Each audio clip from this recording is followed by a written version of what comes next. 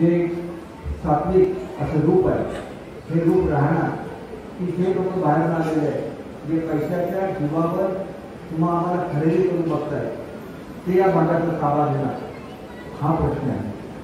जे लोकांच्या जमिनी बळकवतात, त्याच्यामधून आलेल्या पैशाचा वापर या निवडणुकीमध्ये करतात, त्यांना आपल्याकडे भाडा द्यायचा की नाही हा विचार तुम्ही आणि सगळ्यांनी करावा लागतो. आज शेतकऱ्यांचं सर्वस्व ही त्याची जमीन असते आणि ती जमीन जर कोणीतरी लुबाडत असेल तर ती चुकीच आहे. एखाद्या शेतकऱ्याला आपली जमीन विकायची असेल आणि एखादी कंपनी ती घेऊन इच्छित असेल तर कंपनी जेवढा दर देते तो शेतकऱ्यांकडे पोहोचला पाहिजे. काही कोटी रुपयाला जमिनीचे व्यवहार ठरवायचे आणि शेतकऱ्यांना काही लाभ द्यायचे, ह्याच्यामधून जो पैसा निर्माण झालेला आहे तो अतिशय चुकीच्या पद्धतीने या भागामध्ये वापरला जातो. अनेक युवकांना त्या ठिकाणी खोटी आमिष दाखवली जात आहे. अनेक युवक म्हणजे येणारी आपली दुसरी पिढी, ही पिढी बरबाद होते की काय अशा पद्धतीचं राजकारण हे या संपूर्ण भागामध्ये चालतं आणि त्याच्यामधून सावध होण्याची गरज आहे. आपल्याला मी निश्चितपणे सांगतो की गेले काही दिवस वर्षभर दुसरे उमेदवार आहेत ते माझ्यावर टीका करत होते. टीका करण्याचं कारण काय, मी त्याच्याबद्दल काय बोललो नव्हतो. सगळ्यांना मी रिस्पेक्ट देतो, त्यांना सुद्धा द्यायचो, कारण ते भारतीय जनता पक्षामध्ये मी मंजूर केलेले अनेक प्रकल्पांचे नारळ जाऊन फोडायचे, मी काय त्याचं विशेष मनावर घेतलेलं नाही. मी आपल्याला एक गोष्ट सांगू इच्छितो, इथं आता राणेसाहेब खासदार झालेले आहेत आणि राज्यसभेचे मेंबर सुद्धा होते. इथं 3च व्यक्ती कामं मंजूर करू शकतात. एक तर पालकमंत्री करू शकतात, एक तर मी करू शकतो मंत्री म्हणून, किंवा राणेसाहेब खासदार म्हणून करू शकतात. याच्या व्यतिरिक्त तिसऱ्या माणसाने कुठलाही निधी हा आपल्याला दिलेला नाही. उगाच म्हणून सांगायचं की मी ही कामं केली हे मुळातच चुकीचं आहे. आणि मी तुम्हाला एक गोष्ट सांगू इच्छितो की ज्याचा उल्लेख चंदन जोडीने केला ती वस्तुस्थिती आहे, की तुमच्या सरपंचाने सांगितलं ती वस्तुस्थिती आहे. कामं मी कोट्यावधी रुपयाची कामं मंजूर केली. मी एक पत्रक काढले, त्या पत्रकामध्ये लिहिलेलं आहे गेल्या 5 वर्षामध्ये 2500 रुपयापेक्षा जास्त किमतीची कामं ही मी तुमच्या मतदारसंघामध्ये म्हणजे संपूर्ण सावंतवाडीमध्ये मंजूर केली. आणि त्याच्यामध्ये सगळ्यात मोठा वाटा हा या कोळगाव मतदारसंघाचा सुद्धा आहे. मी आपल्याला सांगू इच्छितो की आम्ही जरी वेगवेगळ्या पक्षात काम करत असलो तरी माझे अत्यंत जुळायचे संबंध ते नेहमी महेशजी बरोबर राहिलेले. आणि कधी एक काळ असा होता की महेशजी माझ्याबरोबर काम करायला आमचं सगळं ठरलेलं होतं, पुढे काहीतरी माती शिंकली, नाहीतर आज जेवढी पॉवरफुल बीजेपी दिसते तेवढी पॉवरफुल शिवसेना दिसते. आणि म्हणून असा एक कार्यकर्ता की जो सातत्याने लोकांसाठी काम करत असतो, लोकांच्या सुखदुःखामध्ये सहभागी होत असतो, त्याचा सारखाचा अभिमान आम्हा सर्वांना.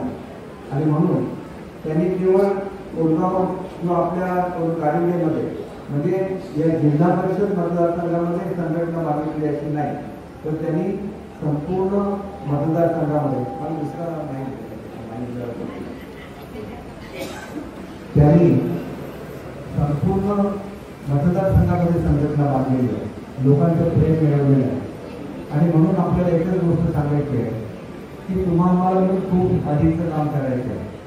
मी तुम्हाला एक 12 पानाचं पत्र दिलेलं आहे, त्याच्यामध्ये मी ज्या योजना मंजूर केल्या म्हणजे ज्या सातारे बांधकामातून असतील, सिंधू रत्नामधून असतील, ज्याच्यामधून तुम्हाला रोजगार मिळतो, अशा वेगवेगळ्या योजना ज्या मंजूर केल्या सगळ्यांची यादी.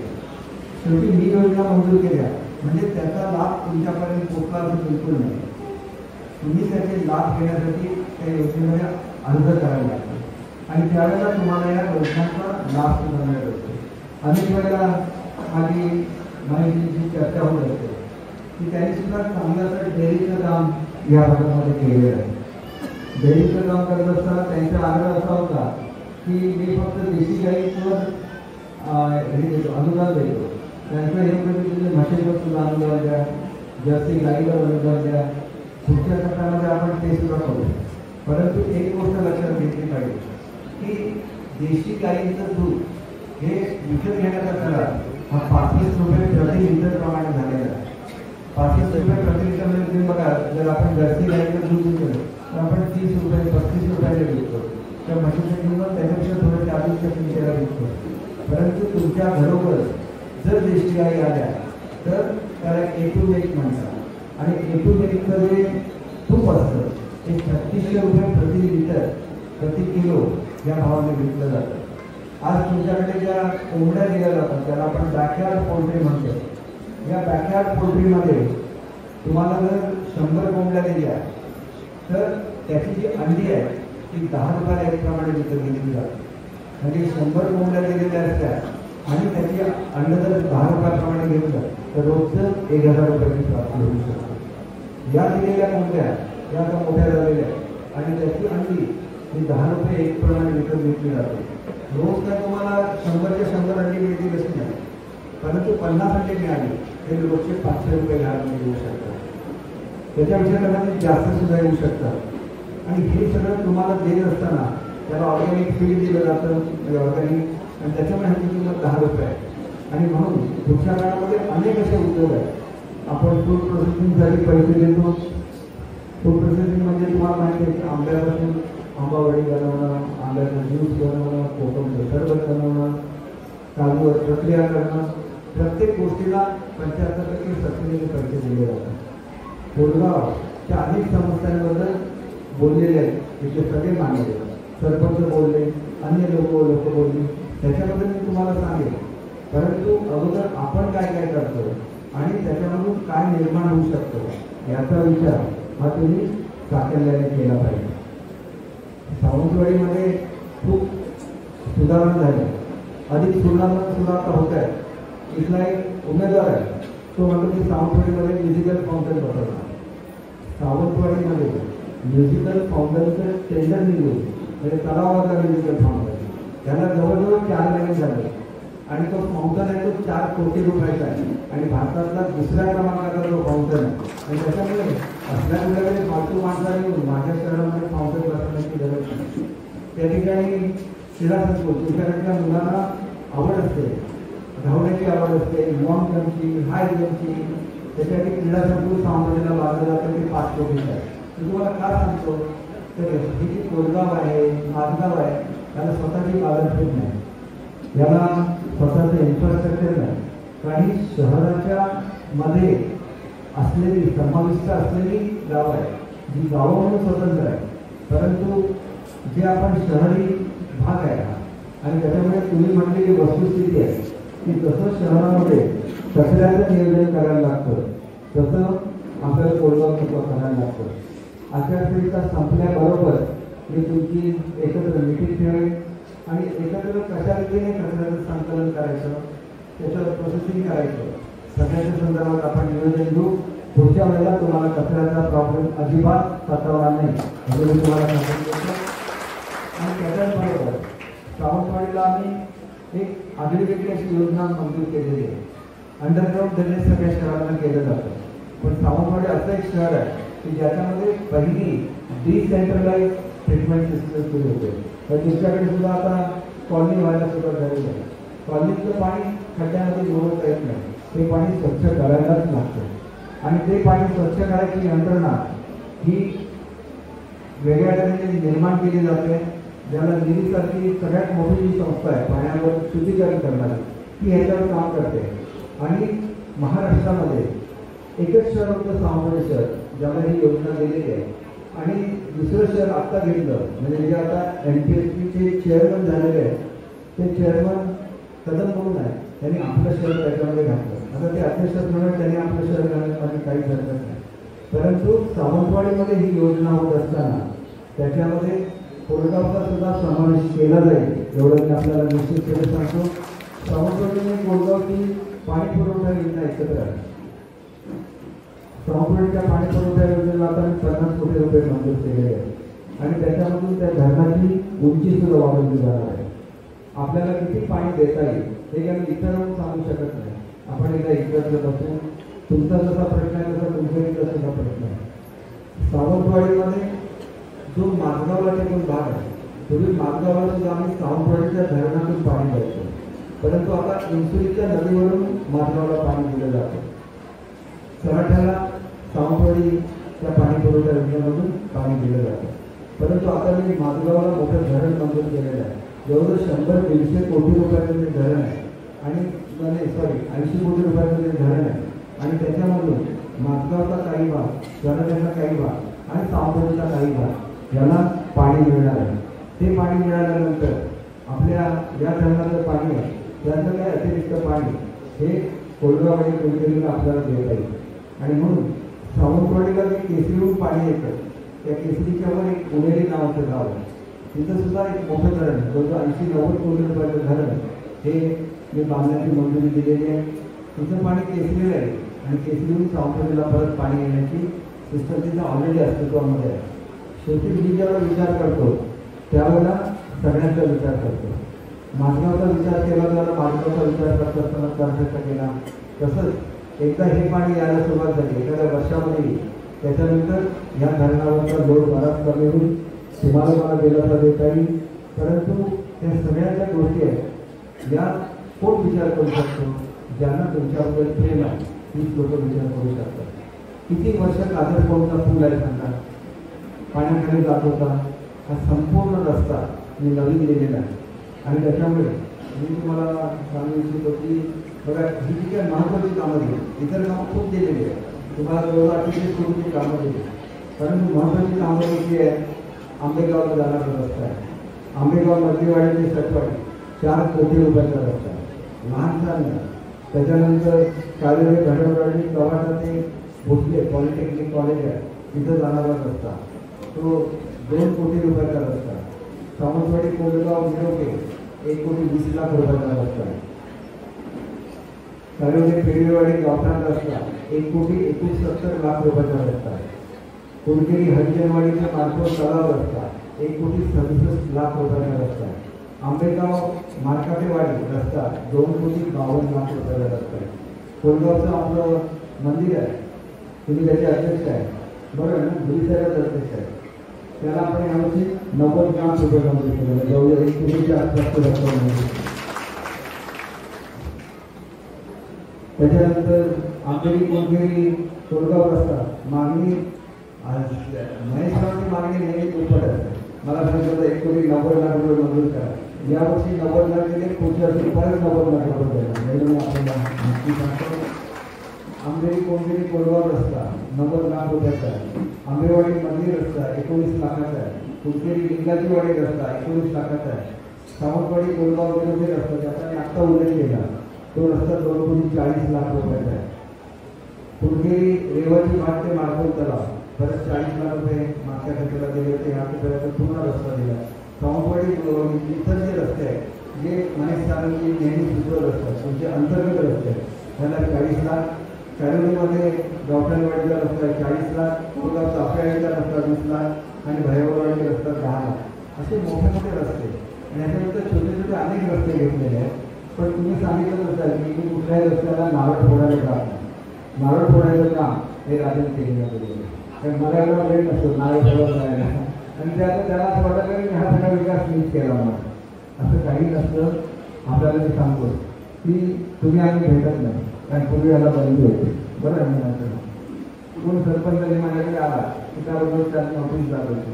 आता काय ते होणार नाही कारण पालकमंत्र्यांनी परवानगी दिलेली आहे, नारायण साहेबांनी परवानगी दिली आहे. त्याच्यामुळे तुम्ही पुढे आम्हाला भेटू शकता आणि सगळी कामं करू शकता. आणि तुमची जी काय मागणी आहे याच्या पुढच्या काळामध्ये आमचे जिल्हा प्रमुख तिथं बसलेले आहेत. तुम्ही दोघांनी मिळून यादीची सही करून द्या त्याच्या खालीच माझी सही होणार म्हणजे तुम्हाला गॅरंटी देतो. मी कोल्हापूरला पालकमंत्री होते. कोल्हापूरला सगळे आमचे जे पक्ष आहेत म्हणजे इथं आणि एक जनशक्ती म्हणून पक्ष आहे आमच्याबरोबर. तर कोल्हापूरला जनस्वराज्य ह्याला नाही आहे कोल्हापूरचे अध्यक्ष आहे. तुम्ही सगळेजण नरसोबाच्या वाडीला जातात की नाही? नरसोबाच्या वाडीला जाताना नरसोबाच्या वाडीमध्ये किती सुधारणा केली घेणार? 5 कोटी रुपये नरसोबाच्या वाडीला दिले. तुमच्या 2 कोटी दिले. महालक्ष्मीच्या मंदिरला तर त्याच्यापेक्षा कितीतरी जास्त पैसे दिले. मी तर देवाचा भक्तच आहे. एवढे यांच्याकडे काही काम केलं असं नाही. मुंबईचं जे मुंबादेवी मंदिर आहे तुम्हाला माहिती आहे की मुंबईचं नावच नाही मुंबादेवीवरून पडलं. त्या मुंबादेवीला 200 कोटी रुपये दिले. 1 आणि 2 रुपये नाही. महालक्ष्मीचं मंदिर आहे ह्याला मुंबईला त्यांना 65 कोटी रुपये दिले आणि सिद्धिविनायकाच्या मंदिराला 500 कोटी रुपये दिले. म्हणजे मी काय असंच नाही तिथं येऊन आपलं गार्डन दिले माझ्याबरोबर काही बोलावं आणि मी ऐकून घ्यावं असं बिलकुल नाही. आणि तुम्हाला सांगतो दुसरं असं आहे की मुंबईचं रक्षण कोण करतं? मुंबईचं रक्षण पोलीस करतात. आणि मुंबईत नेहमी अतिरेक्यांचे हल्ले होत असतात. सगळं त्यांची घरं बघितली एवढी मोठी तोडकी घरं होती. घरामध्ये टॉयलेट नाही, कॉमन टॉयलेटला जायचे. सगळ्यातल्या सगळ्या घरांना मी दुरुस्त केलं. केवळ 2 वर्षांमध्ये पोलिसांनी सगळ्या कॉलेज दुरुस्त केल्या. आज जर तुम्हाला फोटोग्राफ दाखवले तर तुम्हाला कळेल की कशा रीतीने काम करायचं असतं. आज अनेक गोष्टी मुंबईमध्ये केल्या. जसं जे हॉस्पिटल आहे आपल्याकडचा कोणी मनुष्य गेला की जे हॉस्पिटलमध्ये गेलो. जसं लीलावती आहे तसं जे हॉस्पिटल करून दाखवलं. सगळं काय करायचं करून दाखवलं. कारण तिथं काय तुम्ही पैसे मंजूर केले की आमच्यासारखे कॉन्ट्रॅक्टर नाही. आमचे कॉन्ट्रॅक्टर म्हणजे 25 योजना असते. आता काम दिलं की 5 वर्षांनी ते काम पूर्ण करणं मोठं काम दिलं. अशा हॉस्पिटलला निधी दिला होता आपल्या माइनिंग फंडला सावंतवाडीच्या हॉस्पिटल. आता काम पूर्ण होतं फक्त 5 कोटी रुपये होते.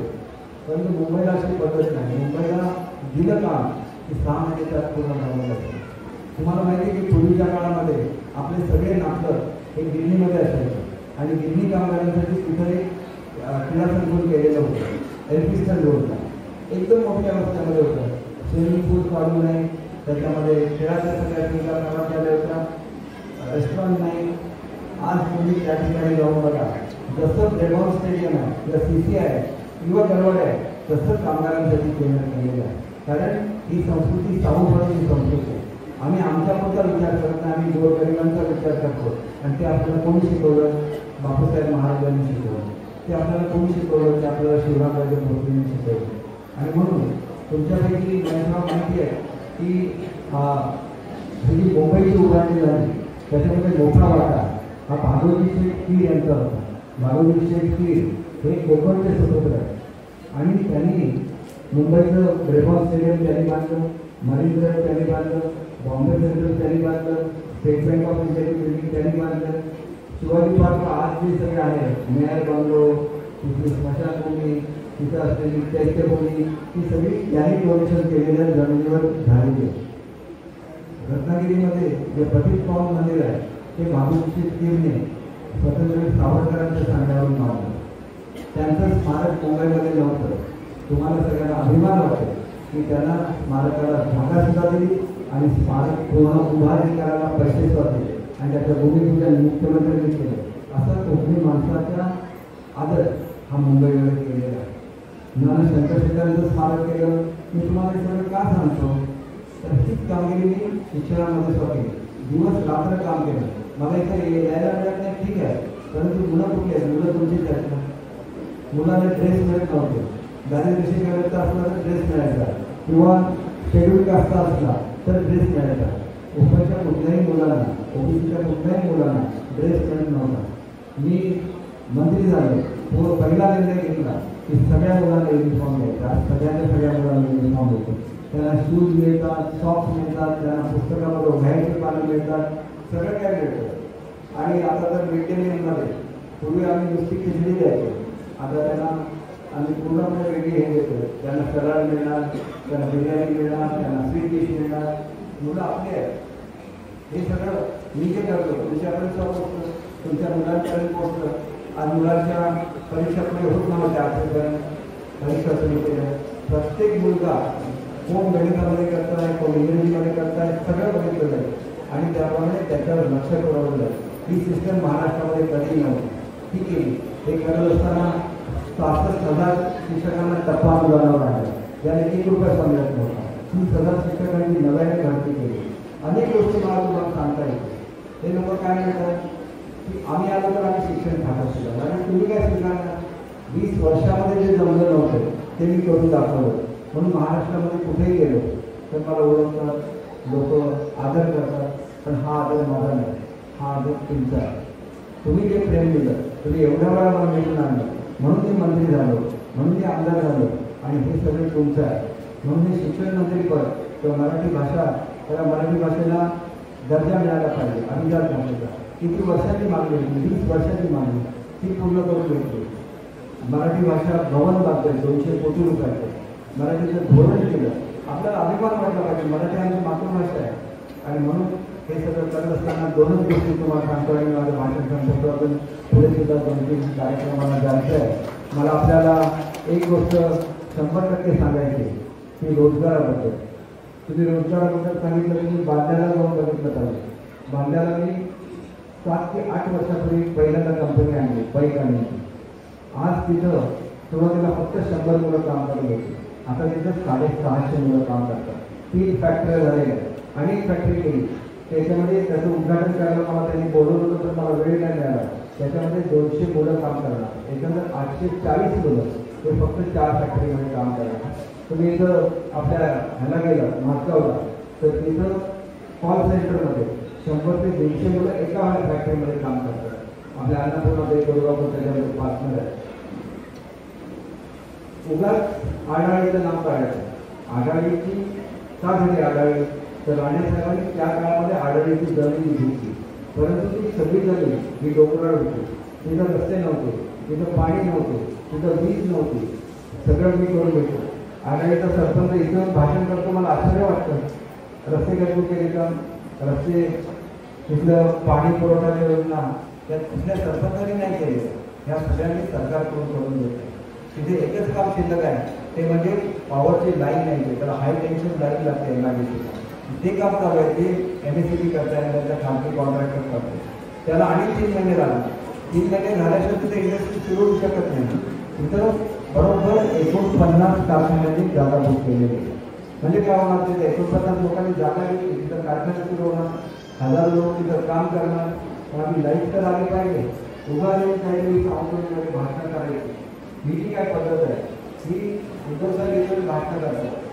परंतु मला आपल्याला एकच गोष्ट सांगायची की तुम्हा आम्हाला काय चाललेलं आहे याच्याबद्दल थोडीशी माहिती मी देतो आणि माझं भाषण संपवतो. मी ज्यावेळेला मुंबईचा पालकमंत्री आता सुद्धा आहे, जर्मनीबरोबर एक करार केला आणि त्याप्रमाणे आपली जी मुलं आहेत, जी मुलं सुतारकाम शिकलेली आहे, जी मुलं गवंडी काम शिकलेली आहे, जी मुलं ड्रायव्हिंग शिकलेली आहे, ज्या मुलांना वायरमॅन शिकलेला आहे, ज्यांनी मोटर मेकॅनिकचा कोर्स केलेला आहे, कोणी हॉटेल मॅनेजमेंटचा कोर्स केलेला आहे, कोणी नर्सिंग केलेला आहे. किती पगार मिळतो या मुलांना? आपल्याकडे वायरमॅनला 20,000 रुपये पगार मिळतो, बरोबर आहे ना? फक्त 20,000, 20 ते 25,000पेक्षा जास्त पगार मिळत नाही. जर्मनीकडून मी करार केलेला आहे, फक्त जर्मन भाषा शिकवतो. 30 मुलं तेच फॉलो केले. पगार किती आहे माहिती त्यांना? 3 लाख रुपये महिन्याला पगार आहे. वर्षाला 35 लाख पगार. आणि अशा 125 मुलांना मी इथल्या सिंधुदुर्गला अपॉइंटमेंट लेटर दिलेलं. ही मुलं परदेशामध्ये जातील आणि त्यांनी 5 लाख रुपये जरी आईवडिलांना पाठवले तरी आईवडील सुट्टी येऊ शकतात. तर तुमच्यापैकी किती लोकांना माहिती आहे की अशा प्रकारची स्कीम आहे म्हणून? हे तुम्ही लोकांपर्यंत नेलं पाहिजे. आपल्या मुलांच्या नावाची नोंदणी केली पाहिजे. आणि ह्यांना जे शिकवलं जातं ना, ते सुद्धा तुमच्या कोळगाव मतदारसंघामध्ये शिकवलं जातं. इथं जे भोसले कॉलेज आहे त्याच्यामध्ये त्यांना जर्मन भाषा शिकवली जाते. त्यांची राहायची व्यवस्था आहे, त्यांच्या जेवणाची व्यवस्था आहे आणि ही सगळी व्यवस्था माझे डिपार्टमेंट शिक्षण खातं करतात. आणि म्हणून पुढच्या काळामध्ये अगदी 5,000 मुलं जरी गेली ना जर्मनीला तरी संपूर्ण कायापालट होऊन जाईल या भागातला. कारण लोक आपण काही 20,000 ते 2 लाख पगार देऊ शकत नाही. त्याच्यासाठी आपल्या मुलांना जागृती केली पाहिजे. आणि तुम्ही सगळे सरपंच, उपसरपंच सगळे ग्रुप करून इथं बसलेले आहे. तुमच्याकडे किती लोकांना माहिती होतं की अशी मुलं जाऊ शकतात?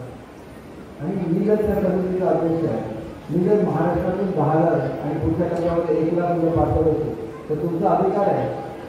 तुम्ही तुमची मुलं पाठवू शकता आणि ते काम तुम्ही करावं अशी माझी अपेक्षा. माझ्यावर कोणी भाषण केलं मला अजिबात वाईट वाटत नाही. माझा जो मान सन्मान आहे तो अध्यक्ष करावा कसा राहणार, कारण मी करून दाखवलेलं आहे.